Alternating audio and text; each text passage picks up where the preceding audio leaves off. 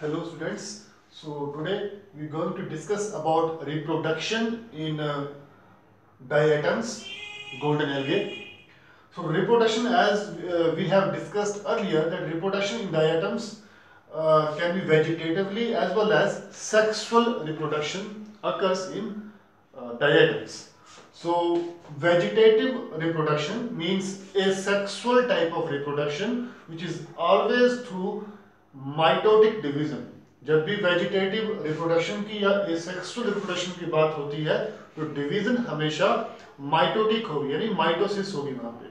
Always mitotic division in case of asexual reproduction and meiotic और meiosis in case of sexual reproduction. So इसको आप याद रखिएगा.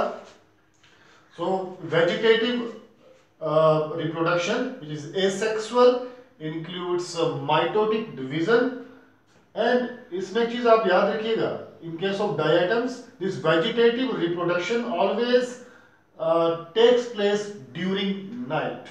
रात के समय ये होगा, आप जो भी चीज होगी vegetative reproduction. So here you can see the structure of diatom, the cell wall of diatom from this side and from this side, which is a slightly larger cell wall or slightly larger protective sheet is known as epitheca, and which is slightly smaller than this epitheca is known as hypotheca. तो एक तरह से ये protective coverings है made of, and इसमें जो deposition हो किसकी होती है, सिलिका की, to provide its extra rigidity and stiffness. And inside this epitheca, this larger epitheca and smaller hypotheca, what is inside? Cytoplasmic content and nucleus. You know, a cell, a living cell is present inside this epitheca and this hypotheca. अब इसमें vegetative reproduction कैसे होगी? जैसे ही ये vegetative reproduction के under वो जाएगा, जो सेल मास है, means protoplasmic content inside this epitheca and hypotheca, the cytoplasmic content starts swelling up. उसमें स्वेलिंग आना शुरू हो जाती है. दैट मीन्स कि वो साइटोप्लाज्मिक जो कंटेंट है, जो प्रोटोप्लाज्मिक जो कंटेंट है, वो बढ़ना या इंक्रीज होना वो शुरू हो जाएगा.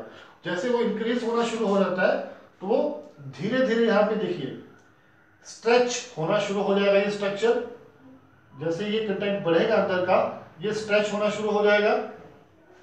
And here you can see I have written over here protoplasmic mass except the cell wall swells. यानी जो सेल वॉल है ये स्वेल वैसे हो ही नहीं सकती, तो ये सेल वॉल स्वेल नहीं होती, सिर्फ साइटोप्लाज्मिक और जो प्रोटोप्लाज्मिक जो कंटेंट इसके अंदर है वो स्वेल होगा.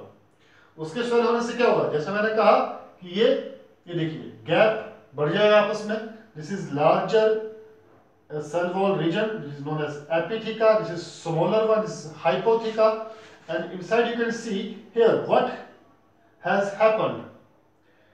या हुआ क्या एक्चुअल में, karyokinesis, nuclear division has occurred inside this cytoplasm, inside this cell. So due to having karyokinesis, what has happened, you can see over here nuclear division, and nuclear division have been followed by cytoplasmic division. पहले यहाँ पे nuclear division हुई है, उसके साथ साथ यहाँ पे साइटोप्लाज्मिक डिवीजन भी हुई है. इस कारण ये दो अलग अलग सेल्स यहाँ पे बन चुके हैं, और दोनों के दोनों sales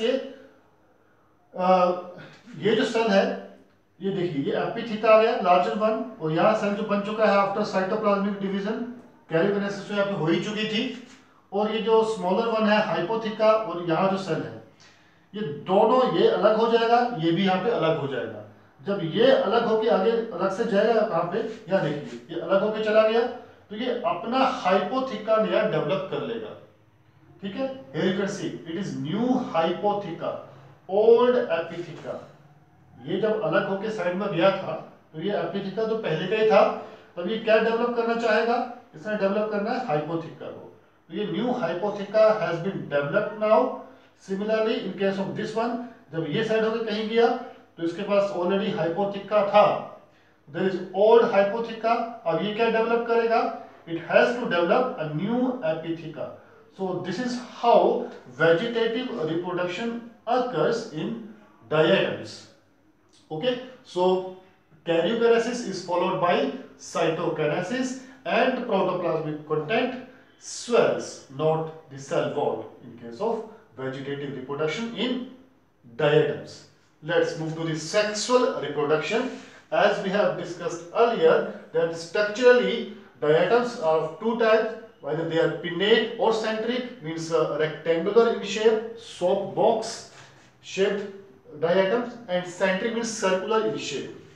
So in pinnate type of diatoms, sexual reproduction takes place by conjugation method. Conjugation method के बारे में आपने किंगडम मोनेरा में पढ़ा है. When a conjugation tube is developed between two bacterial cells in order to exchange genetic material from a donor bacterial cell to the recipient bacterial cell, and after the exchange that conjugation tube is, फिर से वो वहां पे खत्म हो जाती है, वहां पे वो हट जाएगी conjugation tube, और वहां पे जेनेटिक रिकॉम्बिनेशन हो जाएगी, यानी दोनों को वो चीजें आपस में एक्सचेंज हो जाएंगी genetic materials. Similarly in case of this diatom protist, conjugation होगी यहाँ पे. Here you can see epitheca, hypotheca, epitheca and hypotheca, दो डिफरेंट स्ट्रक्चर आ गए डायटम्स के, दो अलग डायटम्स हमारे पास. कुछ समय के बाद क्या होता है, these two cells of diatoms get surrounded by mucilage covering. ये म्यूसिलेज कवरिंग के द्वारा ये सराउंड हो जाते हैं. इनको म्यूसिलेज जो कवरिंग है म्यूसिलेज की, उनको घेर लेगी, और after some time what would happen, these cell walls means epitheca and hypotheca, they get degenerated. ये degenerate हो जाएगी यहां से, और क्या बचेगा अंदर, सिंपली ये सेल्स. जो सेल्स इसके अंदर थे एपिथिका और हाइपोथिका के अंदर, जब ये एपिथिका और हाइपोथिका डीजेनरेट हो जाएंगे तो क्या बचेगा, अकेले ये दो सेल्स. बाद में क्या हुआ, मियोसिस होगी, and after the meiosis what would happen, ये दो सेल्स क्या क्या बनाएंगे, 8 हैप्लॉइड न्यूक्लियाई. जब इनमें आगे फर्दर डिवीजन होगी तो क्या बनेंगे, 8 हैप्लॉइड न्यूक्लियाई, 1 2 3 4 5 6 7 8, 8 हैप्लॉइड न्यूक्लियाई बनेंगे after the meiotic division, and 1 से 4 बने. ठीक है, 1 से 4, 2 से 8. तो जब ये 8 हैप्लॉइड न्यूक्लियाई बनेंगे, इनमें से जो अपर 4 हैं, ऊपर के जो 4 हैं ये, ठीक है, टोटल 8 है, ये ऊपर के जो 4 हैं, दे विल गेट डीजेनरेटेड, वो डीजेनरेट हो जाएंगे, और एक तरह से बाकी 4 हैं उनको वो थोड़ा मदद करेंगे. You can say they are somewhat nutritive, बोल सकते हैं आप इस चीज को. तो ऊपर के जो 4 हैं वो दे विल गेट डीजेनरेटेड. ये देखिए, ये डीजेनरेट हो गए, खत्म हो गए यहां से. नीचे के जो 4 थे, they will connect with each other, they will connect with one another, वो आपस में कनेक्ट होंगे, and they would exchange their genetic material. ठीक है, और they will genetically recombine, वो recombine करेंगे आपस में like this. ये देखिए, दोनों 4 थे आपस में ये कंबाइन किए, और जब ये आपस में जेनेटिक रिकॉम्बिनेशन करेंगे, एक्सचेंज करेंगे, what would they form, they would form these auxospores, AUXO, auxospores. ये देखिए आपस में कंबाइन करेंगे दोनों के दोनों. 4 थे ना यहाँ पे, 4 तो यहाँ पे डिजेनरेट हो गए, तो नीचे के जो 4 थे, ऊपर के 2 नीचे के 2, दोनों आपस में रिकंबाइन किए, और एक ये बन गया और एक ये बन गया. ये हम क्या बोला है, these are auxospores which are diploid in nature. ये सारे के सारे क्या थे, हेप्लॉइड थे. जैसे आपस में फ्यूज किए ये दोनों, ये दो ऊपर के 2 फ्यूज किए, नीचे वाले 2 फ्यूज किए, हमारे पास क्या बन गया, डिप्लॉइड ऑक्सोस्पोर्स 2. ठीक है, and these diploid auxospores later will be developed into these parent structure diatoms. तो ये आपस में फिर ये क्या, देखिए ये फिर से डेवलप हो जाएंगे जैसे कि इनका पेरेंट स्ट्रक्चर था डायटम्स का. They will develop their own epitheca and hypotheca. ये देखिए, ये अपना अपना एपिथिका और हाइपोथिका यहाँ पे डेवलप कर लेंगे बाद में. So it's all about conjugation method of reproduction in pinnate type of diatom. In case of centric, it is done by gamete formation. Here you can see one diatom will be act as a male and one would act as female. After meiosis, what would happen? Gametes are formed. In case of female, means जो diatom एक female की तरह act कर रहा था, वो diatom क्या produce करेगा? Egg. And this male diatom would produce biflagellate male gamete. Bi means it has two flagella for locomotion. Biflagellate male gamete, and it would produce an egg.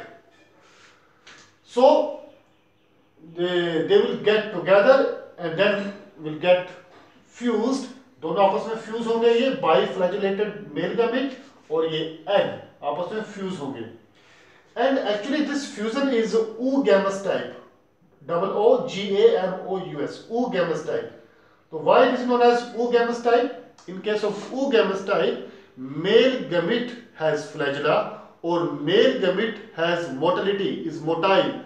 Male gamete के पास flagella है, वो motile है और move कर सकता है towards female gamete. और female gamete के पास कोई भी flagella नहीं है, it cannot move, तो वो stationary होती है female gamete. तो मेल गैमेट मूव करके आता है फीमेल गैमेट की ओर. तो जब मेल गैमेट फ्लोट करके मूव करके लोकोमोशन करके पहुंचेगा वो स्टेशनरी फीमेल गैमेट के पास, तो that fusion is known as oogamous type of fusion. यानी उसमें सिर्फ फ्लैजेला किसके पास होगा? मेल गैमेट के पास. इसके पास नहीं होगा, फीमेल गैमेट के पास कोई भी फ्लैजेला नहीं होगा, ये स्टेशनरी है, वही की वही होगी. And then after fusion they will form oxospore, diploid oxospore, and this oxospore will ultimately form their own epitheca and hypotheca around its cell. Okay, so it's all about vegetative reproduction and sexual reproduction in Chrysophyta, or you can say in diatoms. Thank you very much.